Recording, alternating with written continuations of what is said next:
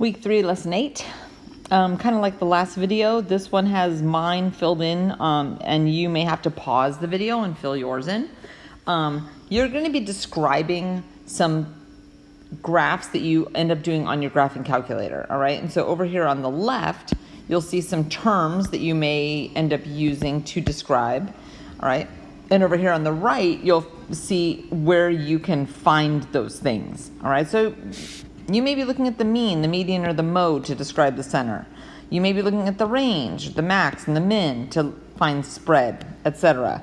An outlier has a very, very formal definition right here. So again, I highly recommend you looking at that, keeping it in your notes.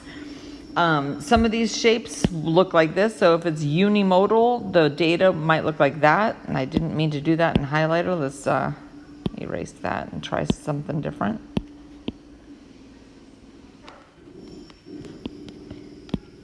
All right, so unimodal looks like this. Bimodal looks more like this. Multimodal looks like that.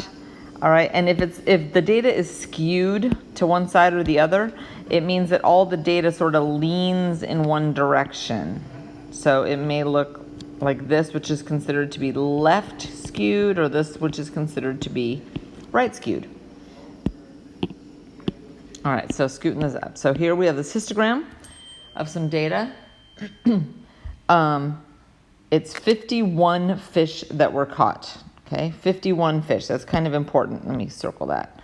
All right, and if you add up this, like you'll see that there are 2 fish that were within this length, and there were 5 fish that were within this length, right? If you add up the tops of the bars, it should add up to be 51. So the median class is asking you, where is the middle fish? All right. So if you think about this, 51 divided by 2 is about 26 and a half. So we need to figure out where 26 and a half is. So let's start adding up fish. So this is 2 fish, and this is 3 fish, and this is 5 fish, and this is 7 fish. This is 11. If you add that up, you get 28. So somewhere in here, in this class, between 60 and 70 is the median. Okay, the range is just the high minus the low. This is the high, this is the low. 120 minus 20 is 100. Okay, if I had to talk about this picture and talk about the center, well, I just figured out where the median is. So as far as center, I can say the median is in the 60 to 70 class. If I want to talk about spread, it goes from 20 to 120, right? That's sort of the range. It doesn't appear that there are any outliers. Like there's no weird, funky, like giant bar over here on the far right-hand side anywhere, right? And then as far as the shape, I would consider this thing to be bimodal. All right, now, as far as estimating the mean. Okay, so I'm going to do the rest of this using the graphing calculator. So if you're looking at the histogram that's on the paper in front of you, maybe you have it on a separate screen, I'm not sure. But we're going to do D. It says to estimate the mean using the graphing calculator display. Okay, so if you're looking here, you can see the calculator.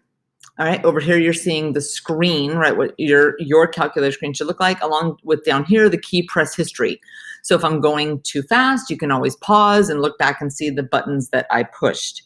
All right, so what we're going to do is we're going to open up the stat menu. So you can see right here, I'm pressing stat, and we are going to edit. Now you can either just go ahead and press enter, or you can push the number 1. And that's going to tell you that you're picking the edit screen, and you'll see these lists. Now, right now, they are empty, and that's a good thing, but later they may actually have data already in them, and I'll show you how to clear the memory if you need to. All right, so in list 1, I'm going to be putting the mid-interval values. So if you're looking up at the histogram up at the top, you can see that there's a bar that goes from 20 to 30. So right in between there is 25. So I'm going to hit 25. And when I hit enter, you'll see it appear as the first cell at the top of that list. The next mid-interval value will be 35. and then 45, etc. So you'll see all the buttons that I'm pushing to fill in this list.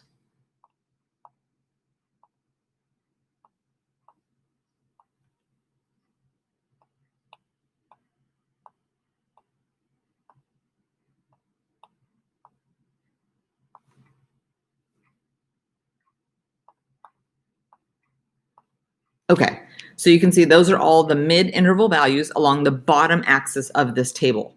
Now, I'm going to go back up to the top, which I believe I can do by just hitting the right arrow. I'm now at the top of list 2, and in list 2, I'm going to put the frequencies. In other words, the height of each of those bars. So the first one looks to me like it's a 2. Next one looks like it's a 3. Next one is a 5.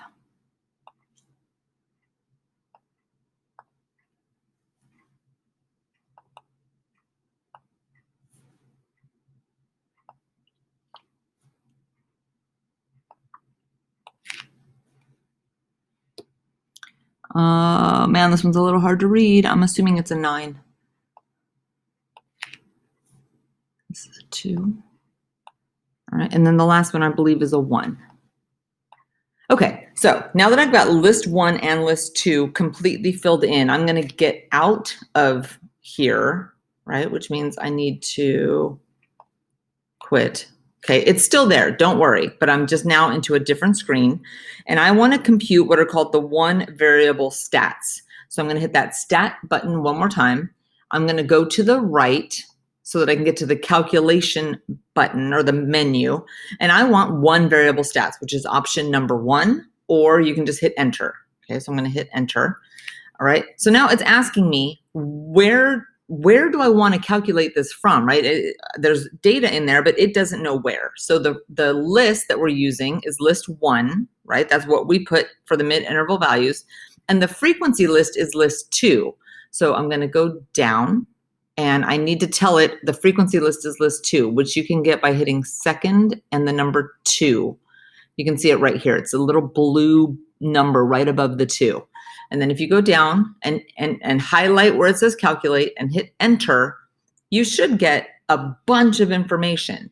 Okay, now the best part of this is that the mean is right up there at the top. It calculates it for you, and you should get a mean of 69.5.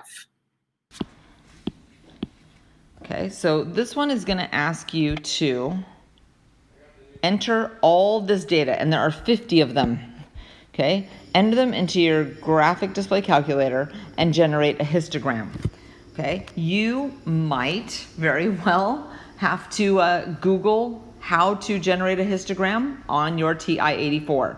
I've done some screenshots here of mine so that you can kind of see what happens when you change different scales. Okay, so this exact same data is shown 4 different ways right here. All right, and that's just sort of to show you how like the media can make data be very misleading, right? These 3 pictures that you're looking at are the exact same data. All right, this one here, sorry, I'm not looking. This one looks very, very multimodal. This looks unimodal. The last one also unimodal.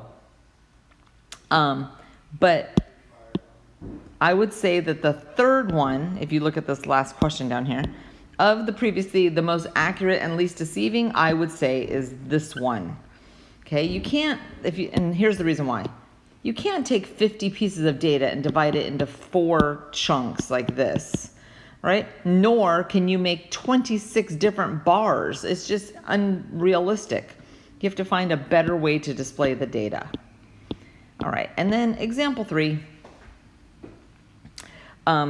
There's 2 different frequency tables. All right, these are fish that were caught in these 2 particular rivers. So the similarities between these 2 is the class widths, right? We go from 10 to 20 here, 10 to 20 here, 20 to 30 here, 20 to 30, right? It's exactly the same. But the difference is, all right, and it may take you a couple minutes to do this, is there are 400 fish caught in this particular river, but only 200 caught in this river. So these numbers, right, like let's just say this number, this 5 and this 5 don't represent the same thing because on the left, it's 5 fish out of 400, but on the right, it's 5 fish out of 200. It's not really the same. So what we're going to do is calculate, if you read down here, right here, you're going to calculate the relative frequencies. That means the percent. So again, I highly recommend you pausing and see if you can figure these out yourself. If not, it's going to magically appear filled in like that. And so now and again, you're going to want to practice this on your calculators.